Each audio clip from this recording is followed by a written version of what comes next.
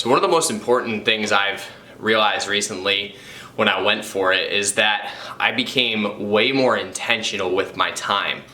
I think when we're thinking about so many things that we need to be doing, right? Like what's going on at work, or who's going to be calling for my attention, and there's a lot of stuff that's just kind of running through your mind.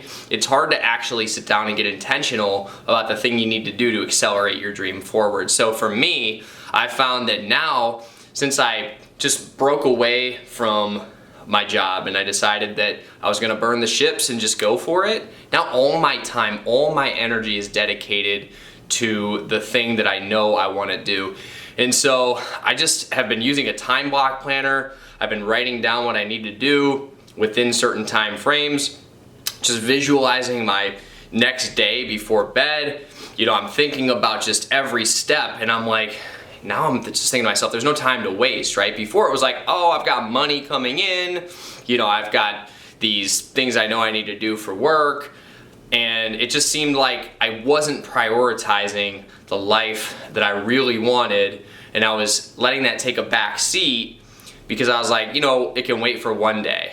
And instead, I finally flipped that paradigm and decided day one versus one day, right? So day one, it took so long to get to that emotional decision where I was ready to just go for it. So it's super exciting, and the power of intention can really just take your energy and pour it into that purpose, right? So when you're intentional with what it is you want, what it is you truly want, you'll just make the necessary moves and you won't waste time anymore.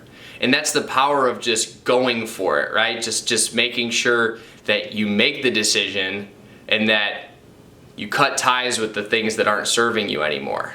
And this can be in all different areas of life. For me, it was specifically in career. I needed to make that jump.